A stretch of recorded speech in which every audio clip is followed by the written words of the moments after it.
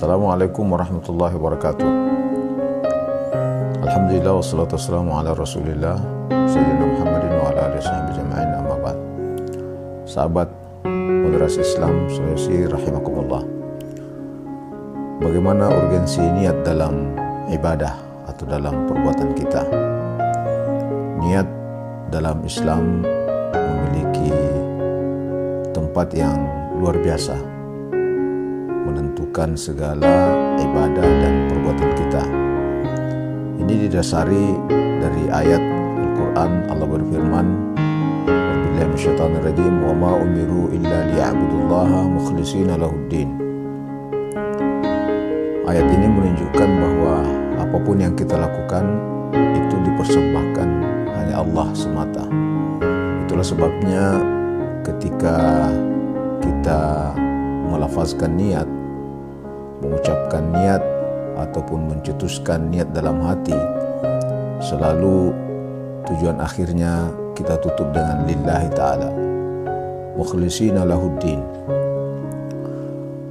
Ayat juga atau selain ayat, Nabi Muhammad SAW menjelaskan dalam beberapa riwayat, Rasulullah bersabda sebagaimana yang dikeluarkan oleh Umar bin Khattab, innamal a'malu binniyat, bahwa pekerjaan itu tergantung dari niatnya.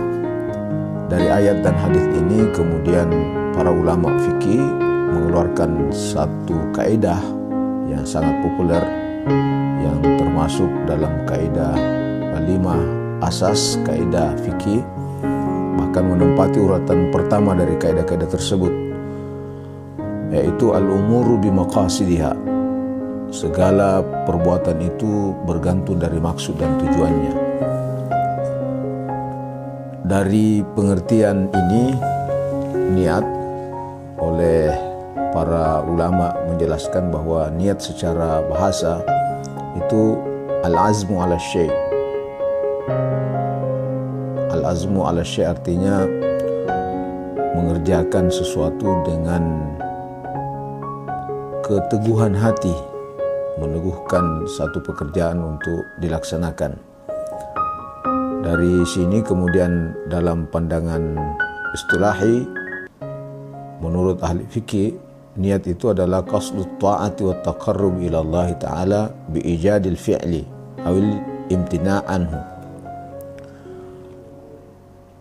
Bermaksud mengerjakan satu perbuatan atau satu ibadah dengan tujuan taat kepada Allah Subhanahu wa taala dengan menghadirkan satu perbuatan. Maka dari sini dengan niat itu memastikan ibadah yang kita kerjakan dari segi bentuk dan model serta eksistensi apa yang akan kita kerjakan. Jadi ibarat niat itu sebagai alamat apa yang sesungguhnya kita lakukan. At-ta'yin, istilah at-ta'yin itu menunjukkan bahwa membedakan satu ibadah dengan ibadah lainnya. Puasa misalnya yang pelaksanaannya sama, tapi jenis puasa itu bisa bermacam-macam. Ada jenisnya sunat, ada jenisnya wajib. Wajib pun bermacam-macam.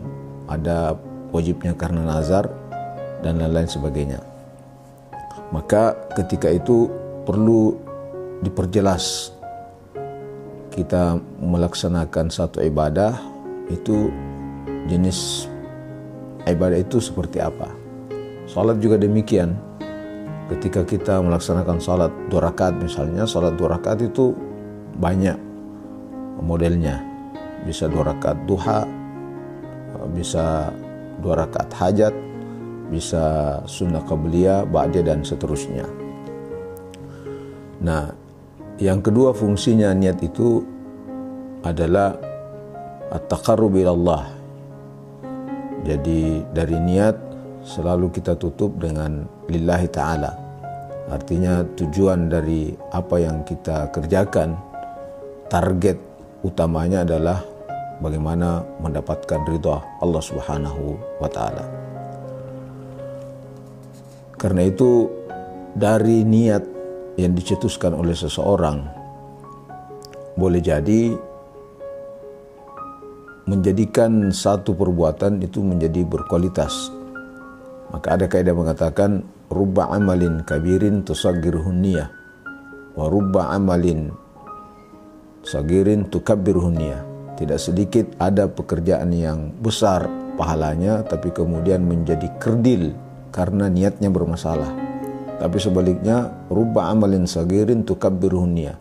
Tidak sedikit ada pekerjaan yang sebenarnya biasa-biasa saja tapi kemudian menjadi besar karena niatnya. Puasa yang luar biasa besarnya pahalanya, haji dan lain sebagainya, itu menjadi kerdil ibadah itu karena bermasalah pada niat seseorang. Mungkin orang puasa karena hanya ikut-ikutan, atau mungkin ada tujuan lain misalnya diet, sehat dan seterusnya. Maka tentu berbeda ketika orang mencetuskan niatnya untuk berpuasa hanya untuk mendapatkan ridhonya Allah. Orang yang mencetuskan puasa karena ridhonya Allah, insya Allah sehat itu ikut, diet mungkin juga bisa, dan seterusnya. Tapi ketika orang hanya mencetuskan niatnya untuk puasa karena diet, ya pasti tidak mendapatkan ridha Allah Subhanahu wa taala, dan belum tentu pun dietnya itu dia rasakan, dia terima. Tapi sebaliknya rubba amalin sagirin tukabbirhun niyah. Tidak sedikit pekerjaan yang biasa saja, yang nilainya rutinitas, misalnya makan, minum, tidur dan seterusnya, tapi kemudian itu menjadi sesuatu yang bernilai ibadah karena niatnya dikelola dengan baik. Ketika misalnya orang tidur, lalu kemudian diawali tidurnya dengan doa, diniatkan tidur itu bisa menjadi ibadah dan seterusnya, maka pekerjaan tidur, makan dan seterusnya itu menjadi sesuatu yang bernilai karena niatnya dikelola dengan baik. Nah, memang menjadi perdebatan di kalangan ulama bahwa apakah niat itu perlu dilafazkan atau tidak perlu. Jadi memang niat itu adalah mahalluha fil qalb. Tempat niat itu adalah hati. Artinya ketika seseorang sudah mencetuskan apa yang ingin dikerjakan, maka sesungguhnya itulah niat. Tapi kemudian beberapa ulama seperti ulama yang mengikuti Syafi'i atau Syafi'iyah berpendapat at-talaffuzu bin niyah mustahab. Melafazkan niat itu hukumnya sunnah. Jadi ketika kita puasa, misalnya puasa Ramadan, maka kalau mengikuti Syafi'i, dan tentu Syafi'i juga mengikuti ayat-ayat serta hadits Rasulullah, maka kita niatkan secara lafaz, misalnya nawaitu shauma ghadin an adai fardhi syahr Ramadan hadhihi sana lillahi ta'ala.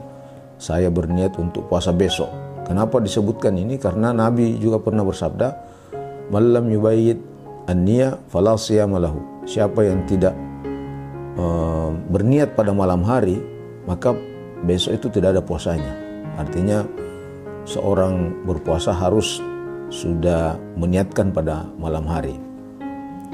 Begitu pula ketika misalnya kita salat, kalau mengikuti pandangan Syafi'i, maka setiap kali kita ingin mengangkat takbir, itu dianjurkan untuk berniat. Misalnya ketika kita salat subuh, usalli fardhas subhi raka'ataini mustaqbilal qiblati adaan.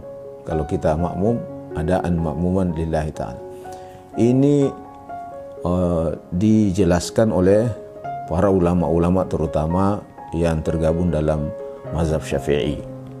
Kalau demikian, maka tidaklah bisa dikatakan bahwa berniat atau melafazkan niat sesuatu yang bid'ah. Tapi justru itu adalah perintah agama, perintah syariah, didukung oleh ayat Al-Quran serta hadis Nabi kita Muhammad SAW, bahkan diperkuat dengan kaidah-kaidah fikih dan pandangan para ulama. Wallahu a'lam bishawab. Assalamualaikum warahmatullahi wabarakatuh.